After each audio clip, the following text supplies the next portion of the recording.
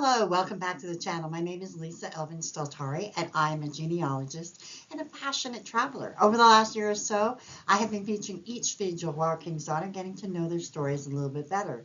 There are over 700 of them. Today, we are featuring number 173.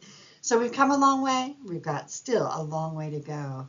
Now, before we begin, let me show you ways you can support the channel. Subscribe, like, and notify by the little icons there are all ways that you can help.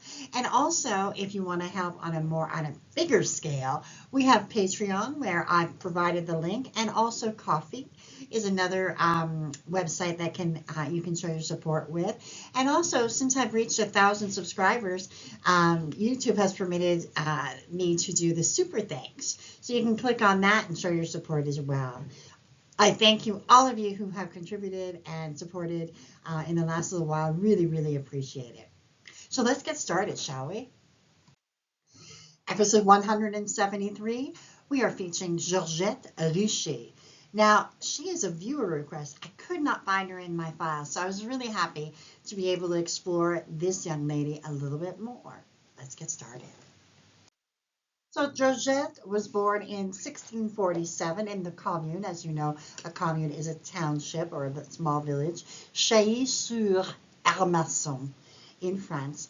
Her parents were Jean Richer and Léonard Bournet. Now, if you look at the map where I've drawn on the bottom left, or bottom right, I'm sorry, that is the area of France. Bourgogne-Franche-Comté is the region of France that she comes from. Inside that region, the département, or county, if you want to is Côte d'Or, which actually means golden coast. So that is the area that her small village is found in. The castle pictured on the bottom left is the castle originally built in the 12th century and was further strengthened in the 15th. So that's an amazing place. If this is your ancestor, this is what you can find what she left behind. And the church where Georgette would have been baptized dates from the 12th to the 13th century and was rebuilt in the 15th. So a lot of history there. So after her mother's death, we don't have any information on her father's. Possibly he remarried and it was time for her to move on. She sailed on La Nouvelle France, and she arrived in Quebec City on July 31st, 1670. She brought with her 300 pounds of a dowry. So that was she was quite set, if you know what I mean. This is a larger amount. So the groom that she selected and who selected her, his name was Francois Dupuis.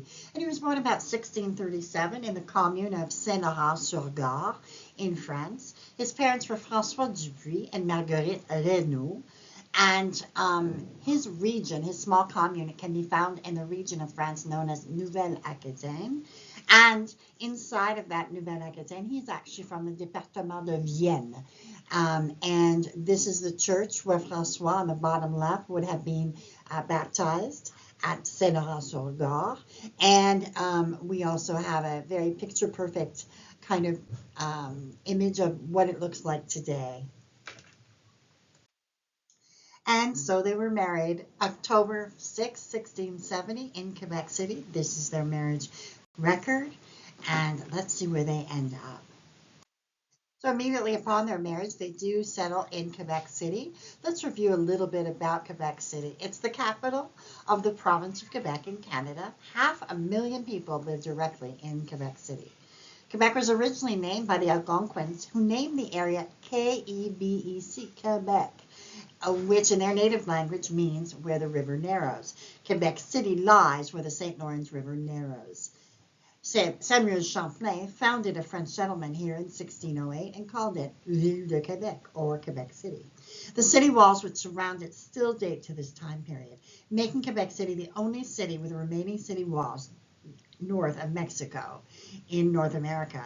There's so much to see in Quebec City, but I just wanted to point out on the upper left, we have a small, it's called the Maison Jacquette, and the house is the oldest surviving private residence in Quebec. It dates from 1675, and if you'd like to tour it, it's the home to a famous restaurant, appropriately called Aux Anciens Canadiens, roughly translated to our old Canadians or to our historic Canadians.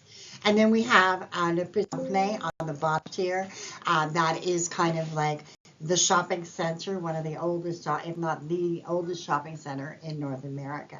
We have a map from 1700 and kind of an old map on the right here showing you all of the area of Quebec City. Eventually, they would make their home in Saint-Augustin de Demarre. This tiny community of Saint-Augustin is an interesting place because it actually has 17 filles du roi who eventually settled here. Will obviously be returned, and we have been here a few times. In 1647, Jean Jussereau, Lord of Mort, is given the seigneurie that includes this small village. By 1668, the territory begins to be occupied. It was then called Demarre. By 1671, a community mill was established at Lake Saint-Augustin by the son of the original lord, also named Jean Jussereau de la Ferté. By 1685, Paul Augustin Jussereau de Mort becomes the third seigneurie of this community. The name of the parish most probably comes from his first name. In 1691, the establishment of this parish is recognized, although there are no official documents. It is the unofficial start of the parish, and there were approximately only 200 people. Very small place. They settled down in La Prairie. And La Prairie, which means the meadow, was first given to the Jesuits in 1667. The seigneurie would develop slowly, but by 1687, it had both a flour and a sawmill. In 1691, the lumber would act as a barrier to the attack from mercenaries who came from New England. A few later, built a small wooden church, which you see right there. And we see finally 1681, the census. We have Francois, Georgette, their children René, Moisy, I love that name, Angélique, and Françoise. So let's have a look at how the family grew. So they would have 7 children in all. René, their firstborn, would marry Angélique Marie and have 6 children, all of whom would make it.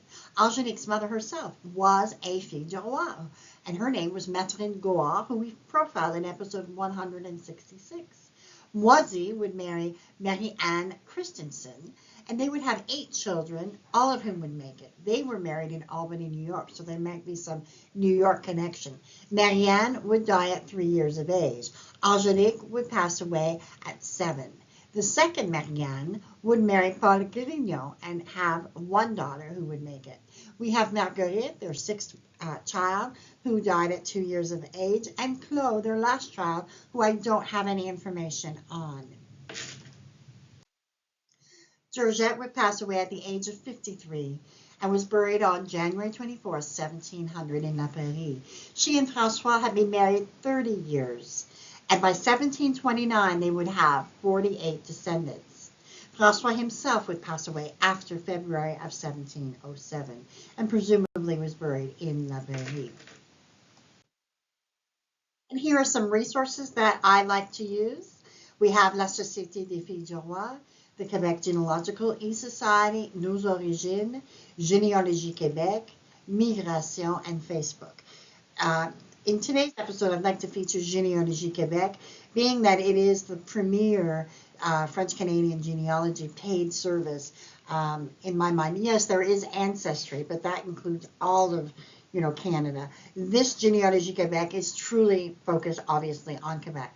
I would urge you to at least try it for 1 month or a session or something like that, just to see how much information you can glean from this fabulous website. And so we end episode 173, the life of Georgette and her husband Francois, is a study in people who kept moving. They established themselves in 3 different places, made an impact. Although the descendancy list from 1729 is only 48, obviously my viewer is one of them, and that line has sustained itself. So it is interesting to see how they start with perhaps not as many as others, but how they ultimately thrive. So, Georgette, we thank you for your contribution. We bless your memory, and we are grateful that you came to our shores and were part of the beginnings of New France. We will remember you. Thanks for watching. And then until I see you on episode 174, au revoir.